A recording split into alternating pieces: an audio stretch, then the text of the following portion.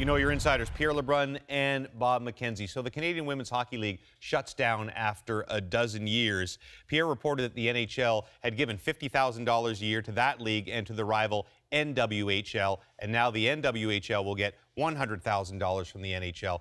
Knowing all this, where does women's hockey go? Yeah, and it feels like that number was missing a zero in the eyes of many after I reported that. But the thing is, it's a $100,000 sponsorship from the NHL to the NWHL. And I think the reason it isn't a bigger investment, quite frankly, in my eyes, is that the NHL, I think, has questions about the business model of that league. And long term, I think there's no question that the NHL might be in a position eventually that if there is no women's league in either side of the border, that perhaps it would get behind its own women's league.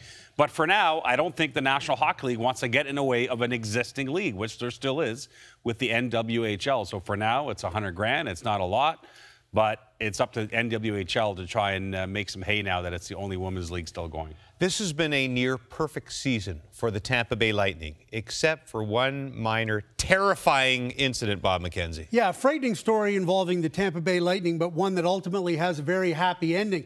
Last week, the Tampa Bay Lightning had a 2-day, maybe 3-day pre-playoff team bonding experience in Miami. Some would say maybe a celebration for being the President's Trophy champions. But in any case, when they were flying from Miami back to Tampa late last week, on takeoff, one of the engines blew in their plane, or it was a bird strike. They're not quite sure what it was.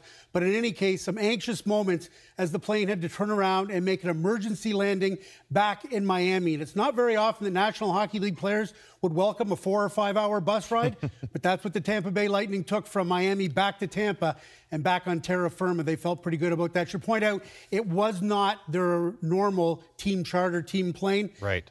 They took that to Ottawa, Montreal, and Toronto this week, and I think they're happy to be back on it.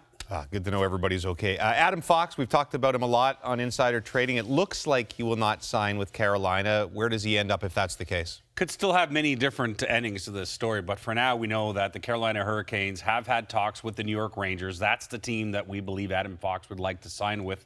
But where it goes from here remains to be seen. I mean, the Rangers, because they can't sign him and burn the first year of that entry-level contract for him at this particular time, there's no real urgency to get it done right away for them. And, of course, there's no real urgency for the Hurricanes. So what is the timing of all this? What's the price? I mean, the Rangers could wait a year and get him as a free agent. I can tell you this. If the Rangers offered a second-round pick right now, I'm not sure Carolina would take it. I think that the Hurricanes would like a low first-round pick, maybe that Winnipeg first-round pick that the Rangers own. Maybe that would get it done. At the end of the day, don't close the door on the idea that perhaps the Hurricanes could convince Adam Fox to change his mind and sign as well. So we'll see where this goes. The most highly sought-after remaining college free agent is defenseman Jimmy Schuldt, a senior from St. Cloud State. And we should point out he was probably the top defenseman available in this year's college free agent class. He's narrowed his list of teams that he wants to sign with down to 5, including his home state, the Minnesota Wild, plus the Vegas Golden Knights, Philadelphia Flyers, St. Louis Blues, and the New York Islanders. A decision is expected in the next day or two. He's eligible for a 1-year entry-level deal that will literally only last days before it expires, and then be a restricted free agent who can sign a non-entry-level contract next year. Is it me, or is Vegas on every college player and every free agent or trade list for every player in the National Hockey League? What does Jeff Blashill's extension with Detroit mean to the coaching carousel? Well, first of all, he's the last full-time head coach in the National Hockey League that was on an expiring deal to get an extension. We know John Cooper signed recently, John Hines early in the year. Now, that doesn't count a guy like Craig Berube, who's an interim head coach. That's a different kettle of fish. But Blashill finally signs. It's only for 2 years, which raised some eyebrows. A couple of reasons. One, the Red Wings don't like missing the playoffs all the time. So, yeah, the rebuild's going better. The players are developing, but there's heat on Blashill to have that team take the next step. Number two, Ken Holland's own future, James, is up in the air. Let's face it. He signed a 2-year deal last year. Will he be GM long-term? Will he leave? Will he be kicked upstairs? All of that part and parcel, and giving Jeff Blashill just 2 years. Should get offer sheets for coaches. That would make life more interesting for us in the offseason on Insider Trading.